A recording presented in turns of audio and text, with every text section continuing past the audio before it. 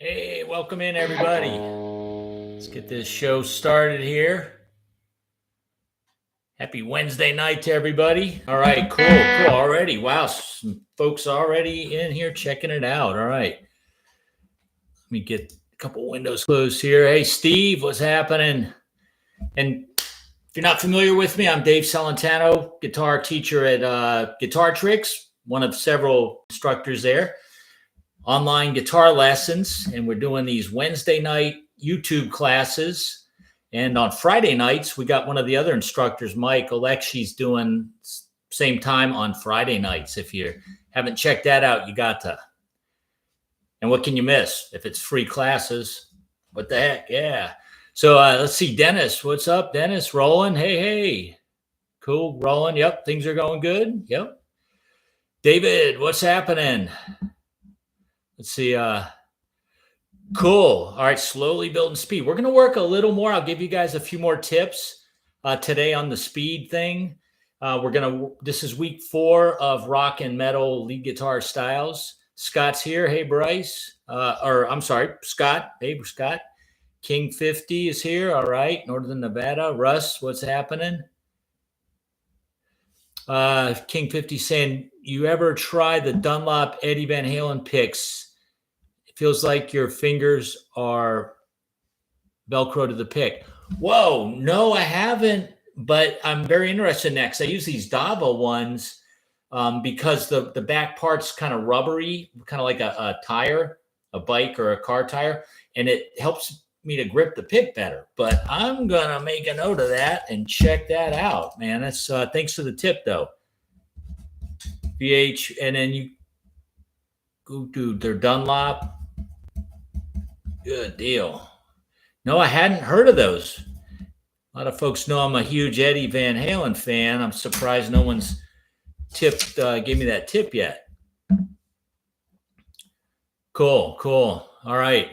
Terry, yep. And Dave's saying a 1.14 max grips from Dunlop are pretty nice too. Pretty awesome. Right on. Theodore, hey, what's happening? And then Faith Kuhn, all right. Cool. All right. So got some folks here. Yeah, there we go. All right, so expand the video box underneath the text, underneath the video box here in YouTube, and print out the curriculum. It's rock and metal lead guitar styles week 4 is what we're doing today. And today what we're going to focus on is a scale that's really kind of neat. And it's a little different than the usual ones we typically hear. This is the harmonic minor scale. Talked a little bit about it last week, and I'm going to go down that road a little more today. And then inside that scale, there's some neat little things I can point out to you, like all the half steps in there. We talked about those last week. And there's also diminished arpeggios built into the scale. So we're going to learn some of that stuff too. So let's go ahead and check out example number 1. Just illustrates what the harmonic minor scale is, okay? So as I'm playing this, folks, let's see one more time.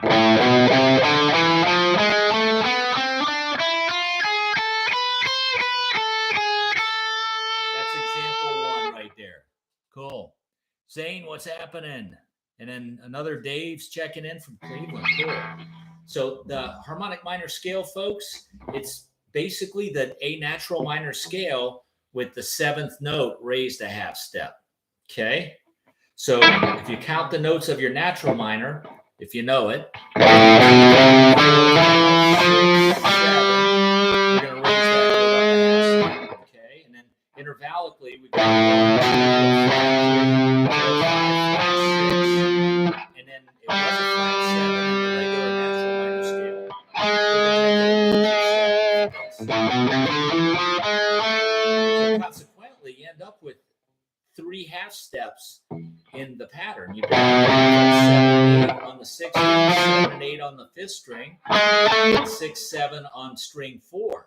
Now, if you take those 3 pairs of notes and find them in other positions in this area, you're going to see that there's also another one on frets 4 and 5 on the 6th string, 7, 8 on the the 6 also. 7, 8 on the 5th. 6, 7 on string 4. On string 3, we got frets 4 and 5. 5 and 6 on string 2. And then I played the 9th fret on string 2. That's the flat 7 raised a half step. But a lot of times guitarists will, in lieu of playing it on the 9th fret 2nd string, they'll go to the 4th fret on the 1st string. It's the same note, okay? Just a different spot to play it. And then to the 5th fret on the 1st string, okay? And then the last one you got is fret 7 and 8 on the 1st string. So you got a boatload of half steps, folks. And in some guitar players, Yngwie Malmsteen would often trill with that. Randy Rhoads with Ozzy Osbourne, he did a heck of a lot of trilling with those half steps. You can even go down the scale. Okay, it's not on the sheet today, but it's on last week's. We talked about a little bit of that last week with the hammer-ons.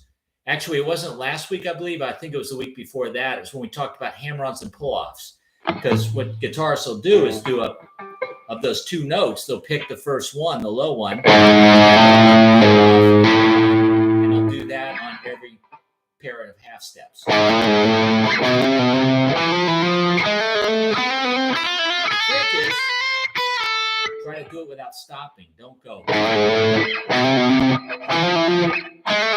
Try to go. If you have to, slow it down a little bit.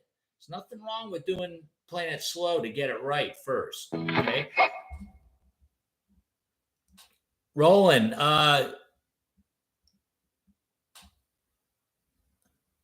okay, thanks for the tips, guys. That means I got to turn my volume up on the mic or not talk. I got a new mic here too, so I'm playing with that. I used to use the mic on my Mac computer, but I picked up this new one here. So hopefully that's going to be a little bit louder. Appreciate the tips though. And yep, my guitar volume's a little loud. So let me just pull the volume back a hair on the guitar, and then I turn my volume on the mic up a little bit. Okay. Thanks for the tips. Cool, Roland. Cool. So sometimes when I'm teaching, I'll talk while I'm playing to help like count the beats or talk over it. Give me more input, folks, if when I'm talking and playing, you can't hear my voice as well, or maybe I'm talking too loud and the guitar is not loud enough. I'm trying to get a blend here. Okay, so that's the half step stuff. Okay, that's a neat scale. A lot of heavy metal guitar players and bands use that scale a lot. It's also used a lot in classical music and in a lot of Spanish guitar music. Okay, so it's a very cool scale, and it's got a nice kind of Middle Eastern kind of sound to it, kind of an exotic tone. So what we're going to do is explore some ideas with that today. Like if we go down to example 2, we're going to focus on the E7 chord for these notes, okay? And generally, whenever you're doing a key, there's usually 7 chords in that key that work, that are diatonic, that are in that key. What we're going to do here, though, folks, is focus on just 2 of the chords. The 1 chord, A minor, and then the 5 chord, E major, or E7. And you can play these chords any way you want. You can play the A minor open and E7 also open, or you can play them as A minor as a bar chord, E7 as a kind of a C7 shape on the 5th fret. Okay. Any way you want. But what we're going to do is be focusing our melodic ideas today on those 2 chords. Okay. So the first one is going to be focused around the E7. And the E7, or E, is the 5th chord in the key of A minor. The 5 chord in every key is always a strong pull that wants to be resolved back to the 1 chord. Okay. And usually the 5 chord is dominant 7. If you know what that means, great. If you don't sweat it, folks. But I will tell you this, you think about any blues song, you know, at the end of the blues,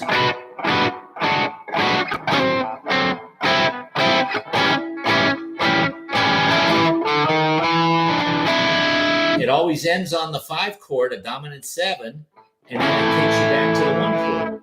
Okay, and a lot of jazz music, they do 2-5-1s.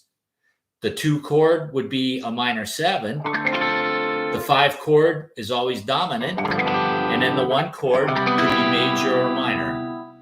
But the 5 chord being a dominant 7 is like a magnet that's pulling our ear to be resolved to the 1. Okay, so that's what's neat about, if you start understanding a little bit of theory, this 5 chord to 1 chord relationship is throughout music.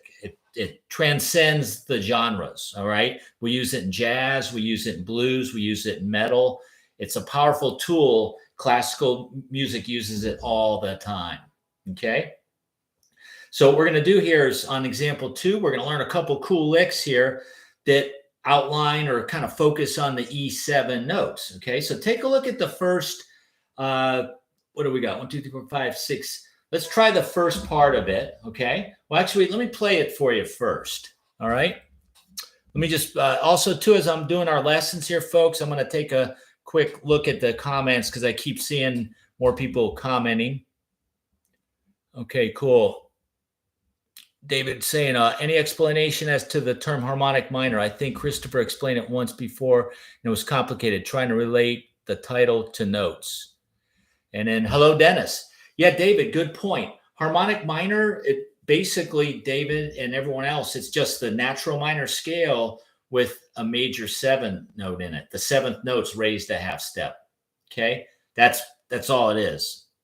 Okay, so if you know your natural minor scale, just take the 7th note, 2, 3, 4, 5, 6, 7, and raise it a half step. That's what we're going to be exploring today.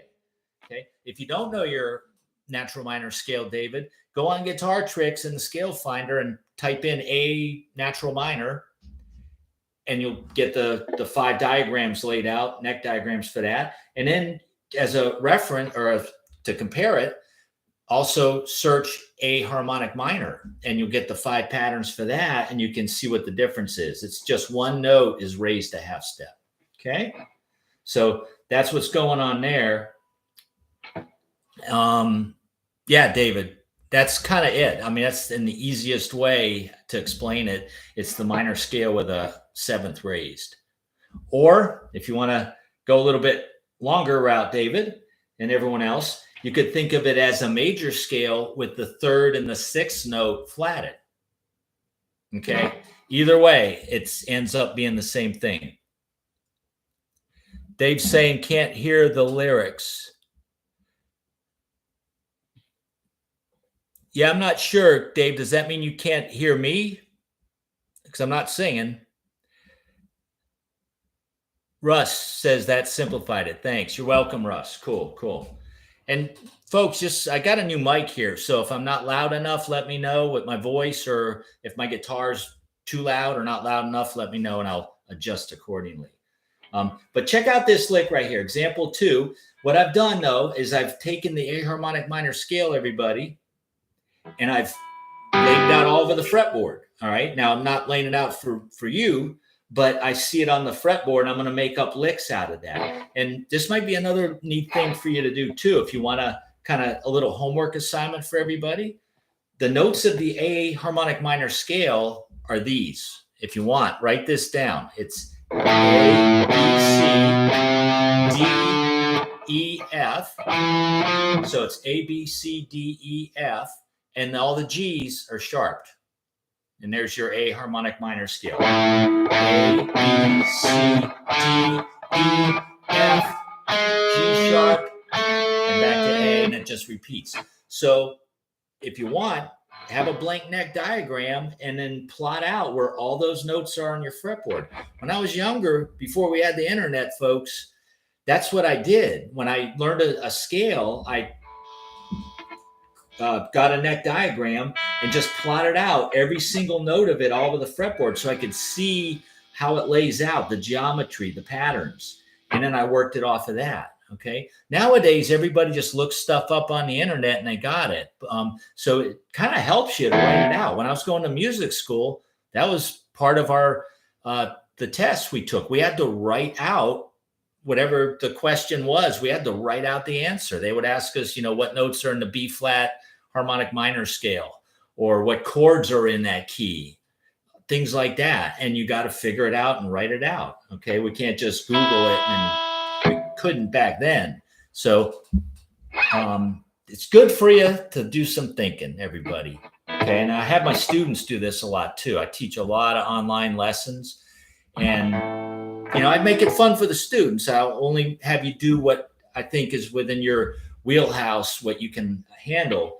But it is good to be pressured a little bit and make you have to sweat and figure stuff out. All right. We've got to get to know the notes on the fretboard. And by trying to figure out where all the A, B, C, D, E, F, and G sharps are on your neck, that's one way to help you figure them out. Just over time of doing that and figuring out different notes for solos that you're working on, trying to understand things, you'll get to know the fretboard. Trust me. Okay. It won't be overnight either. It's going to take some practice and some time, but just gradually you'll get to know the notes on the fretboard. Okay. So what I've done is I've laid out those notes, and I'm going to make up some licks that sound like they follow the E7 chord. How do you do that? Well, it's kind of like anything in music. If you want to sound melodic, folks, you got to follow the chords. So obviously we need to stay in key, but we also need to pay attention to the chords that are being played underneath what we're playing and what notes are in those chords. I know it's a lot of thinking, but if you have a pencil and paper, write this down. I'm going to tell you what the notes are in the E7 chord, okay? If you want to do it for yourself, just finger any E7 chord and just write down all the notes of it, and you're going to end up with 4 different letters, okay? Obviously, E is going to be the root. That's one of them. And if you just count every other letter, you're going to get pretty close, okay? If you count every other letter from E, you got E, F we would skip, G would be the third, and even more specifically, if you're playing your chord, you're going to see that the G is actually a G sharp on the 3rd string 1st fret, okay? So E, G sharp, and then up from G sharp, you would skip A, take B. That's the 5th of E7, okay? Yes, Andres, we're playing example 2, and I'm going to play it for you in 2 seconds. I'm just helping everyone figure out what notes are in the E7 chord. We got E is the root, G sharp is the 3rd, B is the 5th, and you count up every other letter from B, skip C, and take D. D is the flat 7. So the 4 notes of an E7 chord are E, G sharp, B, and D.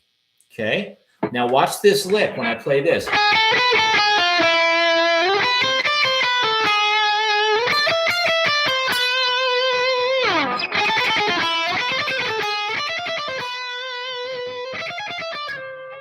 I won't do that one.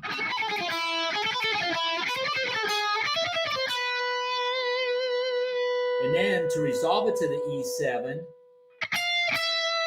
I'll do that. I'll come back to the E. So check that out. Let's break that down. What I'm doing is I'm starting on a chord tone and I'm ending on a different chord tone. Okay, watch. I start on the G sharp and I just play notes in the scale in sequential order. Then I go back down to the 2nd string and I end on the E right there. So there's G sharp is your 3rd of E7. And I end on E. That's the root of E7. Okay, then I go up and I do this. I start on the B, 7th fret on the 1st string. Going 7, 8, 10. Straight back down the scale, and I'm going 10 and 9 on the 2nd string. I start with a B on the 1st string, 7th fret, everybody. Go up the scale and back down. Then go down to the 2nd string. Not skipping any notes, I'm just going in order in the scale. There's your A, and then I come back and rest on a G sharp. That's the major 3rd of E7. Okay, then I'm going to move up to the D note, the flat 7 of E7. And I'm going to play D, just go up the scale and back down. Then the 2nd string goes frets 13 and 12. And then on 12 is the B note. That's the 5th degree of E7. So I'm starting that lick on the flat 7, D, ending on B, the 5th, and then at the very end, you'll see a 13 on the first string, back to the 12 on the first. That's your E. So you hear how that works?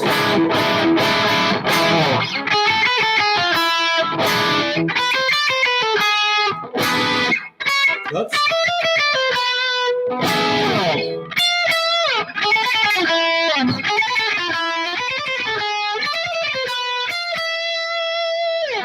And then on the picking, everybody,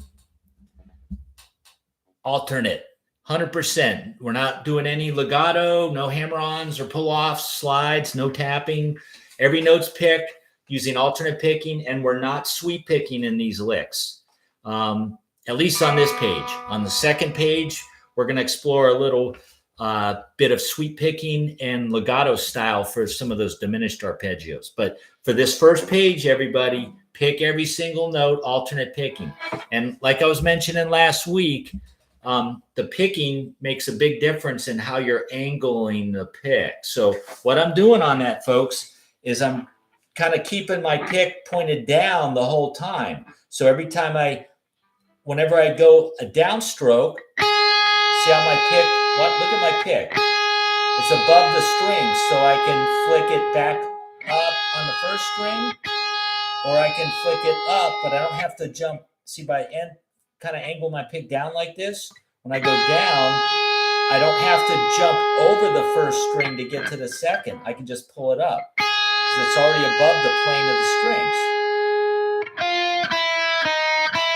See that? Let's see if I can turn my guitar a little bit. Yeah, like that.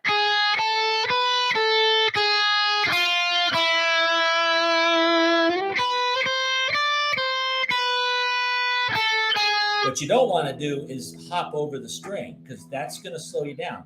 If I have my pick angled like this, see, my downstroke is like this. When I go up, I'm going to hit the first string. I would have to hop over. I have to pull it out and go over. So for me, it works better to have a slight downward point angle with my pick. So whenever I want to go to another string, I always make sure the string I'm on ends on a downstroke.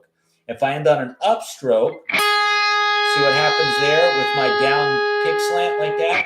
I'm in the string. So in order for me to get to another string, I literally have to pull the pick out and then move it up or down. Unless I'm going to pick the same string. See, if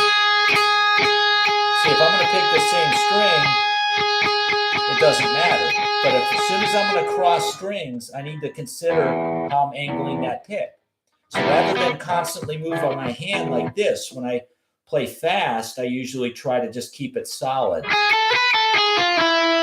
But with a slight down angle, so whenever I do my end on a down and I go to the next string, I can go right into it.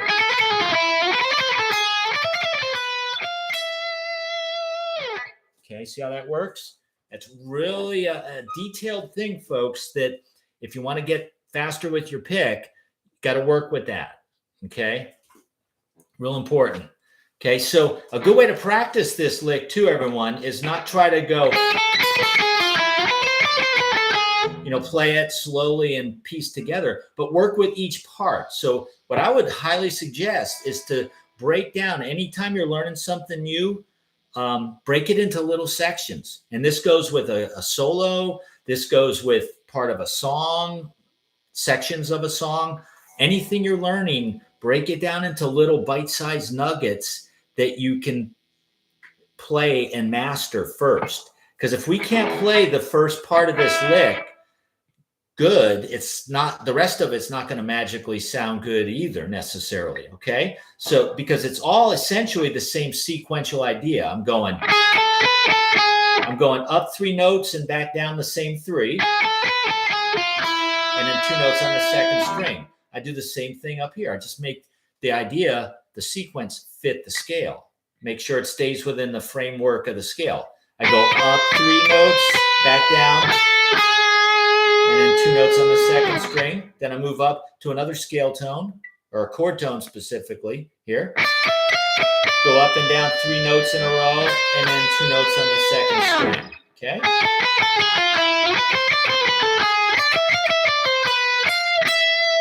So what I would recommend on practicing, folks, and we're going to do this with all the examples today, we're going to do them in little bite-sized chunks that are really good to practice. For instance, example 2, everyone, take the first 1, 2, 3, 4, 5, 6, the first 7 notes. So what you're going to do is play this. Basically, you want to play up to where that 5 is on the second string.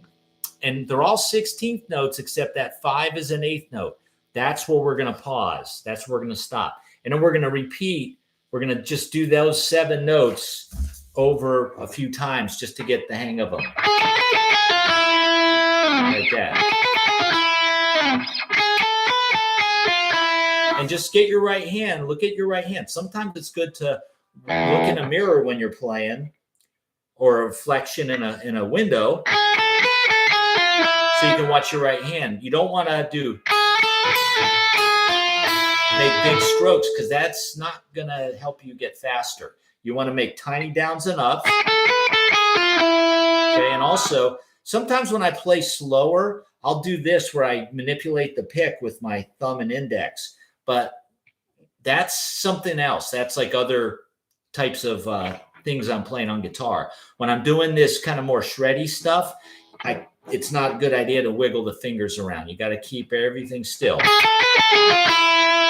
So just work with those first 7 notes, and then also it's a good chance, everyone, work on your vibrato. Try to get that last note a good vibrato. And shake it. However you want to shake it. You can go left and right, like classical. I like kind of going more of the rock and blues way, which is up and down.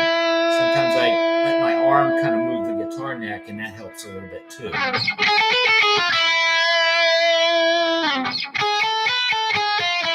Okay, now do that with the next lick. It's the same picking, exact same picking.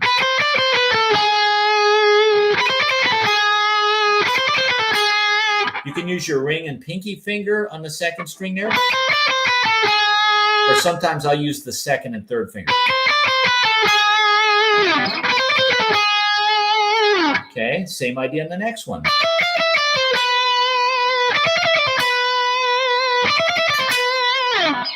And just work with each little part. Just get good with this. Next. Next. Okay, now let's do this, everyone. Got to do the metronome.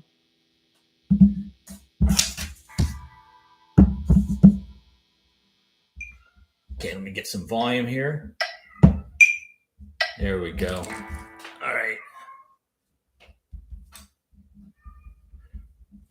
Okay, so we got, let's start with 80 beats a minute. So we're talking about this harmonic minor, and there's a lot of folks watching. Anybody, can you name any songs that the guitar player is using the harmonic minor scale? Anyone have any suggestions? Think about that as we go ahead and move on to the class. There's definitely some popular ones, all right? So let's try this. What beat does that lick come in on? Comes in on the end of 4. So, and it's 16th notes, which means 4 notes per beat. 2, 3, 4. Da da da da da da da da da da da da da da is the kind of rhythm we're gonna do. Here we go. 3, 4. 1, 2, 3, 4.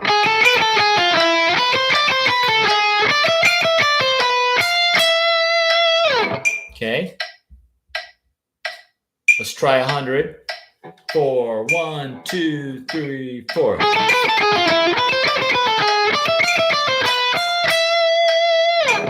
Good deal. All right, let's try 120. Now, again, normally, folks, I don't increase in 20 beats per minute jumps. I'm just doing it to save time and to give you guys an idea of what it sounds like in different stages of different tempos. But truth is, when you practice, you should probably only increase it in 5 or 10 beats per minute. Okay, probably more realistically 5, because that's how you're going to get good, is gradually. We're not going to one day wake up and we're faster. It's going to be a gradual process. Yeah, the whole Yngwie catalog, exactly. Hey guys, Hotel California has a little harmonic minor in it. All right, you know how that lick goes right there. The song's in B minor, and there's the major seventh in B minor. And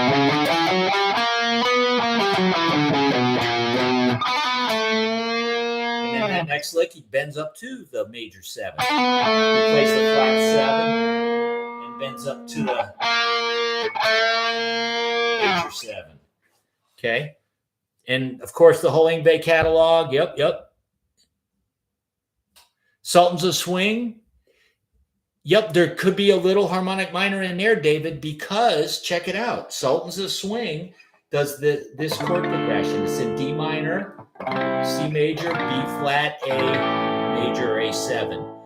Well, the A7 is where the harmonic minor note comes in, because A7 or A has a major, the major third of A is C sharp. That's the major 7 in the key of D minor.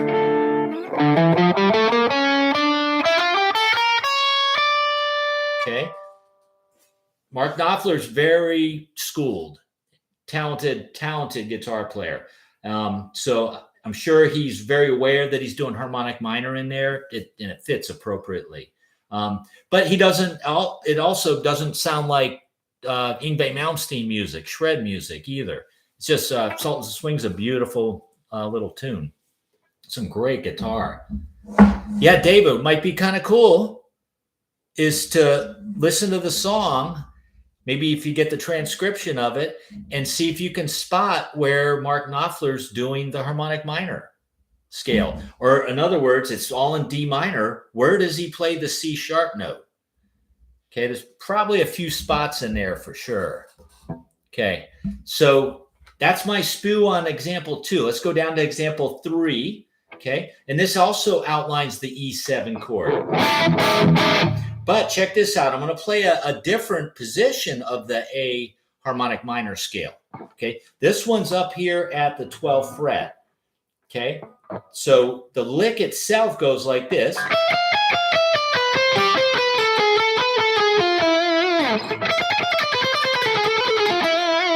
But let me show you the pattern first, because example 3 and 4 on page 1 there, those both use this pattern. So even though we're not going to play the 6th string, if you wanted to, the 6th string up here, 12th fret, folks, would go frets 12, 13, 16. Okay, very cool, exotic sound there. 5th string goes frets 12, 14, 15. 4th string, same thing, 12, 14, 15. 3rd string gets your harmonic minor note, the major 7. That's the G sharp there, frets 13 and 14, G sharp to A. 2nd string goes frets 12, 13, 15. And then the top string goes frets 12, 13, 16. And then if you kind of come back to the E, don't resolve on A, but resolve on E, it sounds very exotic.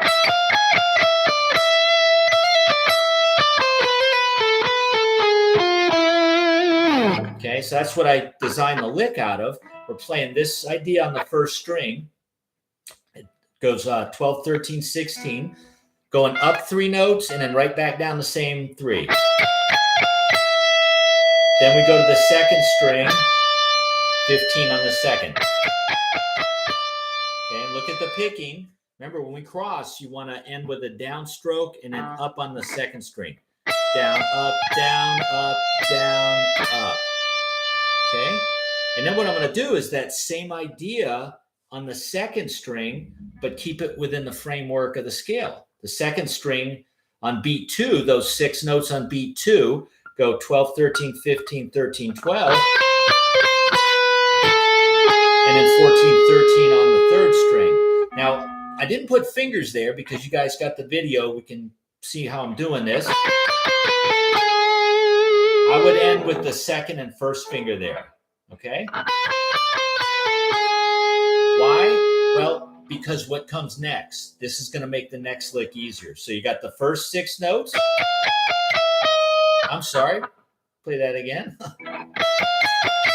I'm allowed to make a few mistakes, please.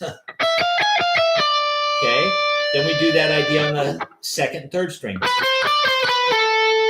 2nd finger, okay, and then we're going to go to the next one, actually is the 13 that I played a minute ago. Starts the 3rd beat in example 3, 13, 14, 16. So what I've done is I've relocated just so I facilitates the lick, so I can have 3 notes in the first part. I've borrowed the 2nd string B note on the 12th fret and moved it over to the 3rd string 16. So that way I can play 3 notes on that string. And then 15 on string 4, and it creates tension when we don't end on a chord tone.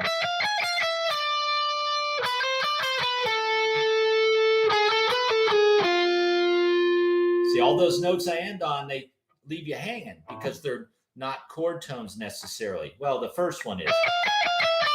That's your flat 7, okay? But it still kind of leaves you a little hanging. Okay,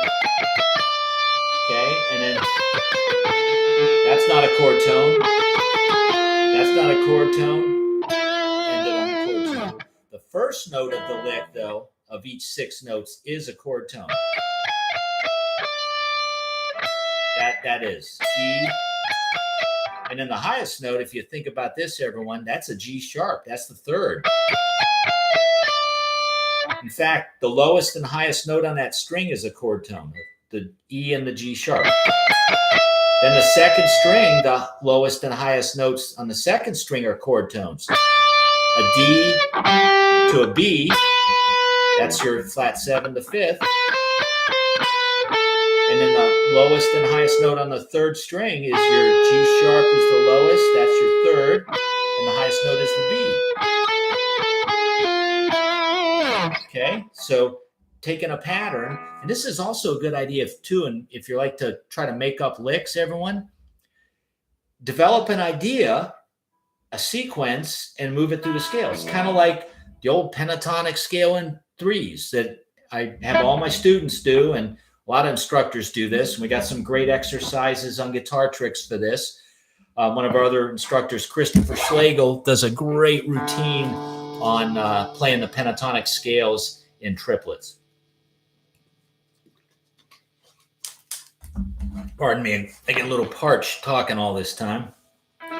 Okay, so what's a good idea, folks, is to take a sequence like you would do in 3s in your pentatonic. Just taking an idea. 1, 2, 3, 1, 2,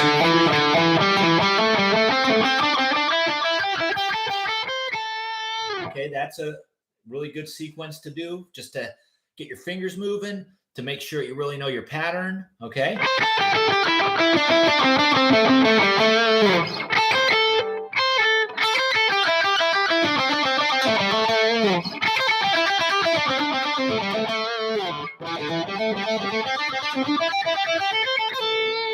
Whatever. All right, you get the idea. So doing 3s, that's a very common, predictable sequence. You get a little more advanced here. That's all I'm doing on all these example 2 and 3 is taking an idea from example 2, and I'm just moving it up the scale.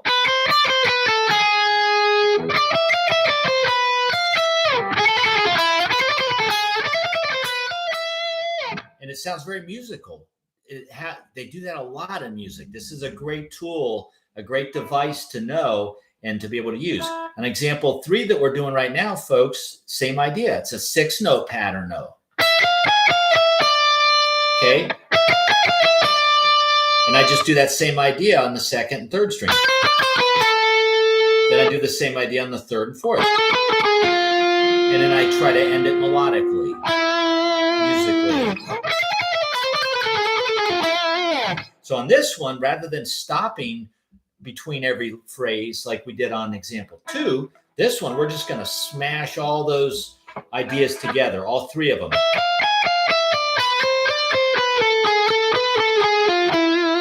Okay, so take a look at that. I'm going to run that one down real quick with the metronome. It's grouped in sixes, everyone. That means 6 notes per beat. So probably want to start out slow, like 80 and 6. All right. So 2 triplets per beat. 4. 2, 3, 4. Now, if that's too fast for you, no worries. Just do the metronome slower. Or instead of doing 6 per beat, break it in half, do 3 notes per beat like this. It'll be twice as slow. 1, 2, 3, 4.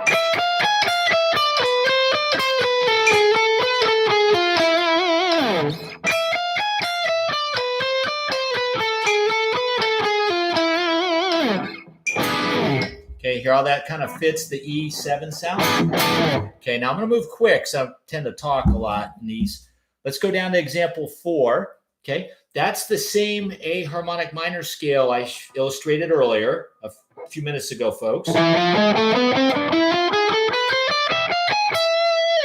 Okay, but what we're going to do is start on the 5th string, and we're going to do this.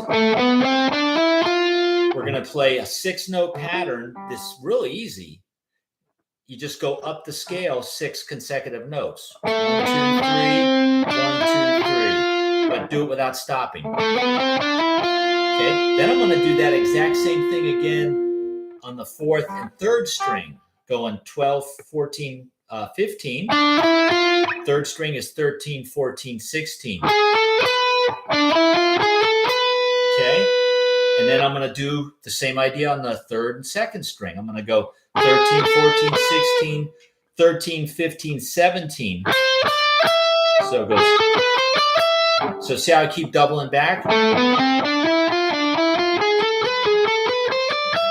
I'm going to play 13, 15, 17 again. 1st string goes 13, 16, 17. Back to the 12. Little pause. And a couple notes at the end. So we got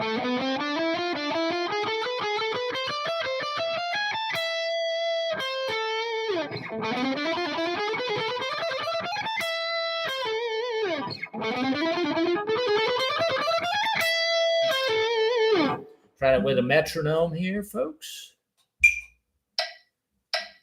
4. And then let's try 6s. 4. One more time.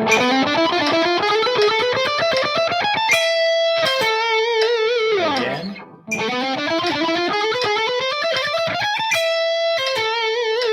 Okay, let's try it as triplets, though. Might be too fast as 6s. 1 E and 2 E and 3, 4.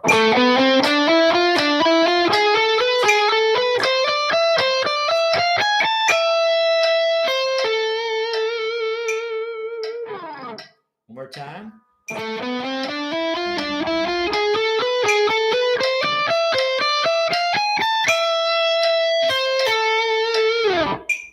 Let's try 90. 2, 3, 4.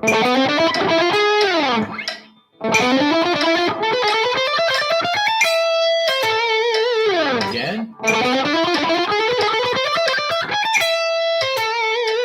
One more.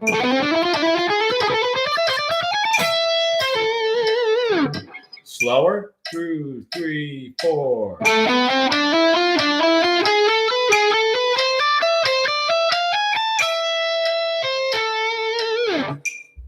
Okay. So break that one down into little chunks. Work with just the first 6 notes, but end on the 7th note. Go. And just try to get your pick where it sounds smooth and even crossing over the strings.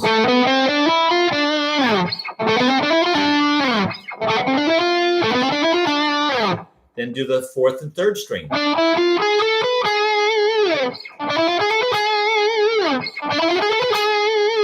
Then practice the 3rd and 2nd string. Make sure you got each little section of the lick down. This works, like I said earlier, when you're working on parts of a song, parts of a solo, learning a new lick. Break it into little pieces and make sure you got each piece really good, okay? Because they're not going to magically come together. You got to work on them. And then the top one.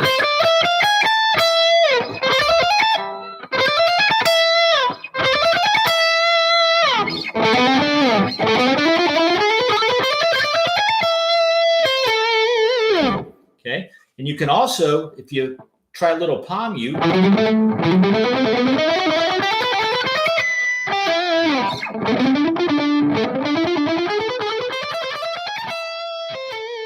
that sounds kind of neat too, to put a little heel of your right hand on the thicker strings as you're starting out, so it's not, but it's.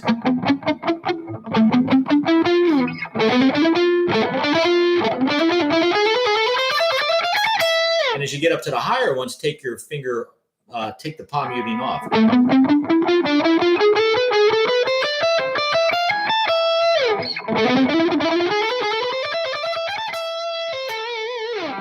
Okay, cool stuff. Now let's jump over. We got a few minutes left here.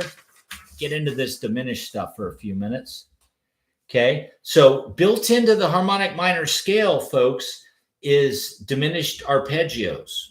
And basically a diminished arpeggios formula is all minor thirds. So if you started on the major 7 in the A harmonic minor scale, for instance, on the 4th fret of the 6th string, and go up to the 7th fret, okay, that's a minor third interval. And if you go up another minor third, which is 3 frets, 10th fret, 13th fret, 16th fret, 19th, you know how that sounds? But rather than going up on one string, I'm going to show you a neat little pattern. It's kind of easy, and this is a favorite. Randy Rhoads did this a lot, and Marty Friedman actually showed me this when I was taking lessons from him when I was in high school. It goes frets 4 and 7. Then the next string is 5 and 8. Rather than going frets 10 and 13, play it over here on frets 5 and 8. It's the same notes. Okay. Then down on the 4th string, frets 6 and 9. Same as 16 and 19. See, rather than playing it all on one string, you'll never be able to play fast. And the cooler stuff by doing that, if you line it up 2 notes per string note, okay. Hang on one sec. I got a little tuning issue. There we go. Sometimes just tugging on the strings gets them in tune. Okay, so if you go frets 4, 7, 5 and 8 on the next string, 6 and 9 on the next, 7 and 10 on the third. Then on the 3rd to 2nd string, you got to move down like we were doing, but then up 2 frets, just on the 3rd to 2nd string because of that tuning. We use the 4th fret to tune the 3rd to 2nd string. In other words, the 3rd to 2nd string is a major third interval. All the other string intervals are fourths. Okay, so the 3rd string goes from 7 to 10, 9 to 12, and then the top string is 10, 13. So you got this. It's kind of a neat shape. It's very easy pattern to remember, too.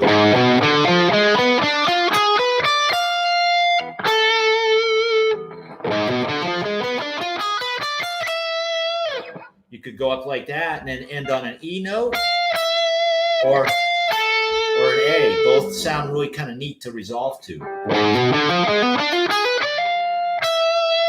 Okay, what one lick Marty showed me that was kind of neat was to do hammer-ons instead of picking every note. Go pick, hammer-on, pick, hammer, pick, hammer. But then on the 3rd string, we would do a hammer-on pull-off back to the 4th string, 9th fret.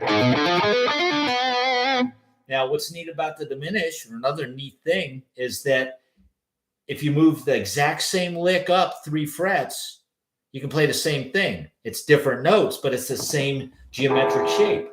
So we were doing on the 4th fret. I can start that same idea on the 7th fret, 6th string. Then on the 10th fret. Oops.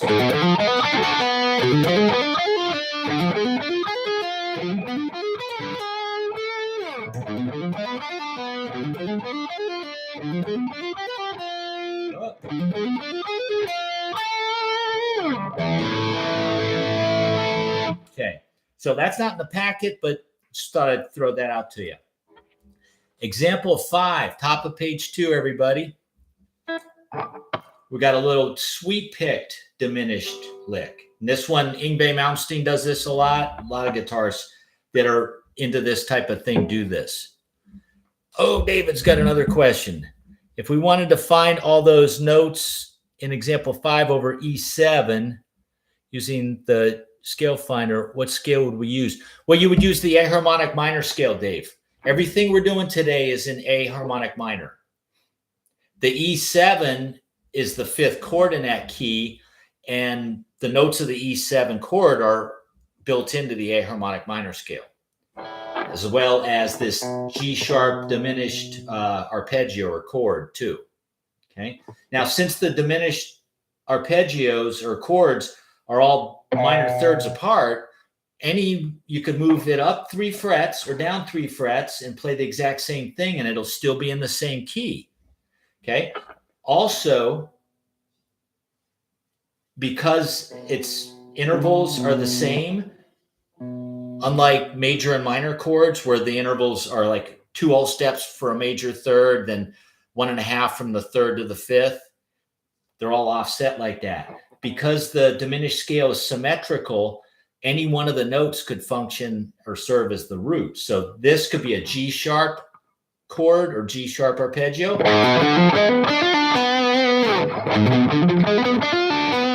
Okay, it could also be a B, a D, or an F diminished arpeggio. Okay, any one of those 4 names would be correct in calling this. Okay, so the lick we got there in example 5, folks, is this: 7 on the 3rd string, 6 on the 2nd, 4 on the 1st, and then 7 on the 1st with your pinky. Now, what I'm doing on the fingering is I'm using my ring on the 7th 3rd string, middle on the 2nd string 6th fret, index on the 1st string 4th fret, pinky on the 7th fret 1st string. And I'm doing 3 downs and 1 up.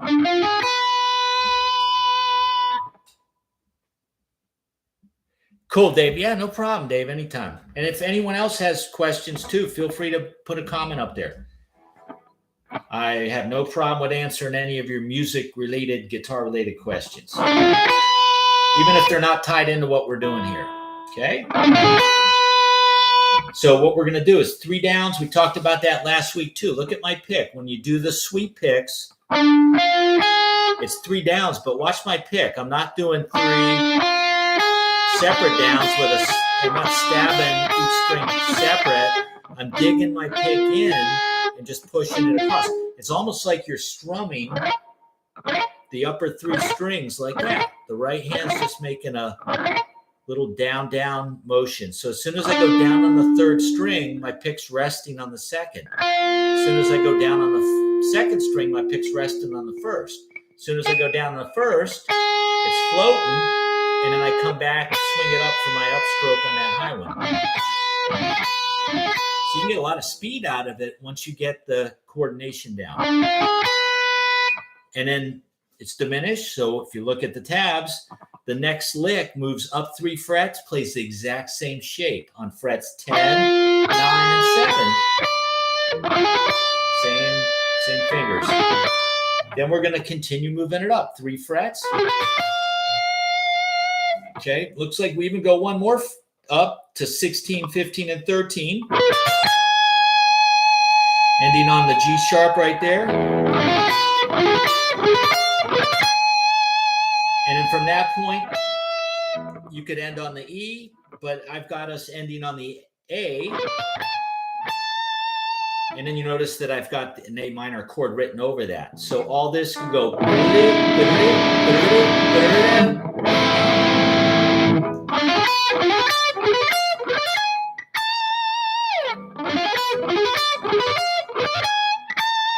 You guys familiar with that Mozart tune, Rondo? That's a Turkish dance.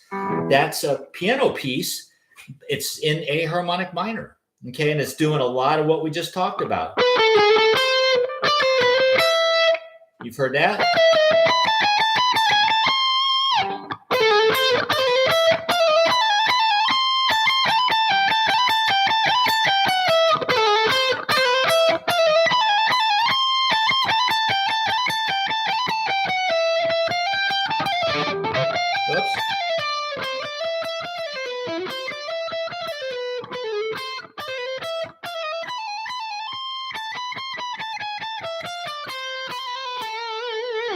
Okay, it's quite a bit of A harmonic minor in there.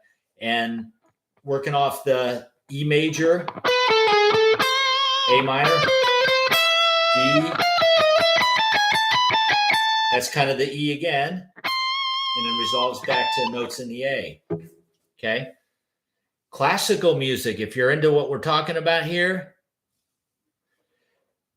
classical music is really cool to check out. Some Mozart, some Bach, especially Bach. Bach does a lot of stuff with harmonic minor.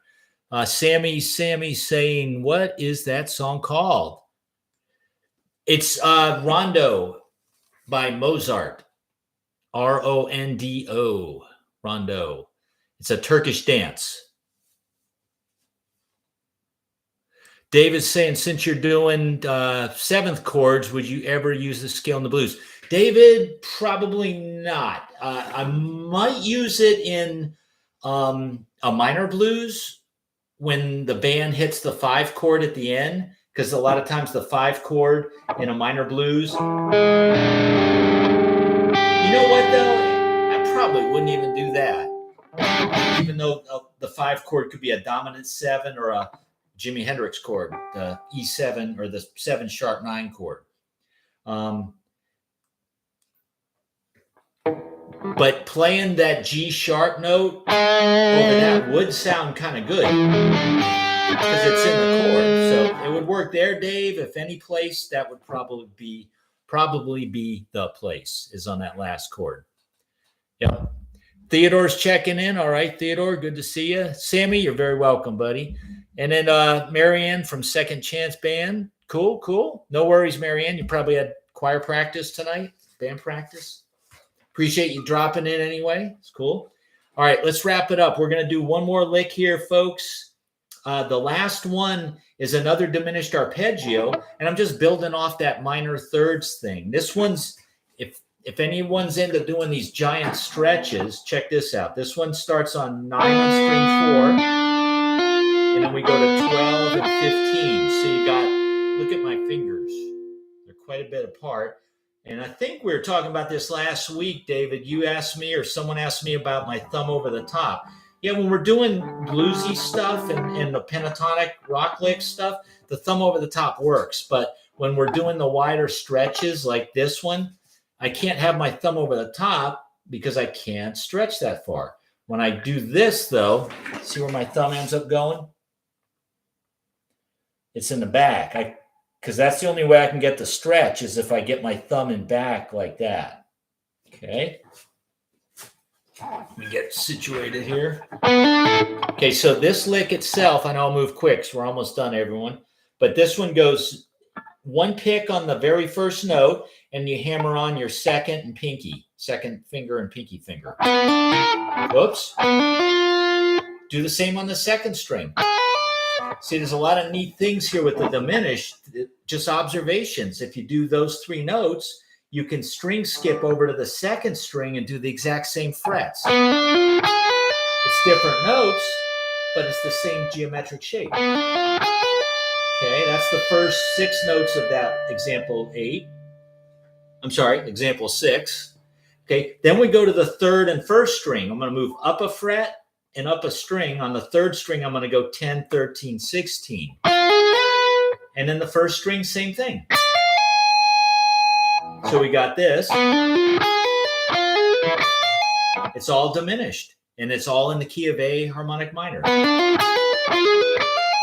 And at the end of that lick, after I go up, I pull off. I go back down there, then I go back to the third string, and I do pull-offs on that. Then hammer on back to the 13, and then end it, resolve it on the A. One more time.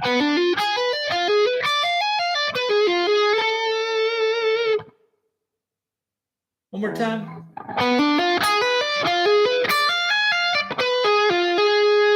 There we go.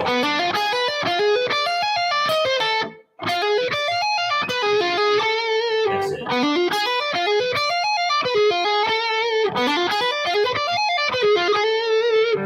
could also, if you want, get crazy with this, folks, add in a tapping note. As long as you tap on the 3 frets higher from wherever you're at. Maybe do that.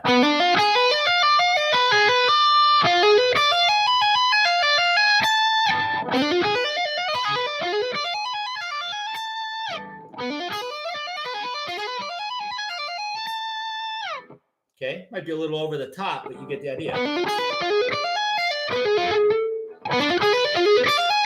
You could even take the highest note of that and just shift it up to the 17 to resolve it.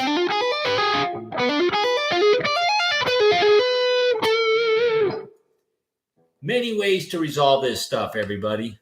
Cool. Yeah, Steve, you're very welcome. I'm going to pack it in. It's been over an hour, a little bit. Everybody have a great night. Appreciate you stopping in here, and hope you picked up a thing or two. Hey, next week will be our 5th week, our last one on this rock and metal lead guitar styles.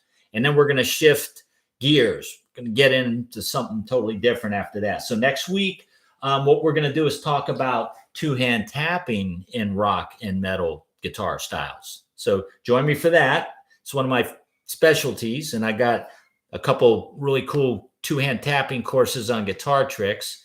I should probably share some of that with everybody too. So I'll do that next week for sure. In fact, there's a lot of good lessons I could share with you, kind of working with this speed picking, kind of shreddy stuff that's on guitar tricks. So if you're a Guitar Tricks member, you can search that on their site. They got a search bar. If you're not, you might want to maybe subscribe or join Guitar Tricks for a little while. So they've got all kinds of deals going on, and it's a great site. They've got a lot of videos and a lot of different styles, a lot of great instructors too.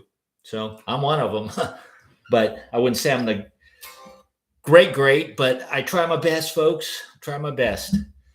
Everyone have a good night. Next week, join me. We'll wrap up with the last installment of this rock and metal lead guitar styles with some 2-hand tapping. And then we're going to be into the holiday season. So we might do a little holiday music towards the end there. So everyone have a great one. Thanks for stopping by. Practice up a little bit and join me next week, and we'll move those fingers again. Terry, yep, next week will be 5 weeks already, Terry. Yep, and I've got other stuff lined up too. So we got plenty of things into the new year. Going to get into some blues stuff too after the holidays. So hang tight. We're going to break it up. Oh, thanks, Steve. Appreciate it, buddy. Yep, Andres, yep. We'll definitely squeeze in a little holiday Christmas stuff. Yep. Rad Flying V, cool. You're very welcome. Yep. Cool, Zane. Yeah, take it for a test drive. Try all that stuff. Cherry pick it, guys. See what, pick out what you like from it and then use it in your plan. Hopefully you can get something from it. All right, everyone be good. We'll see you next Wednesday night. Peace. All right, take care. Bye.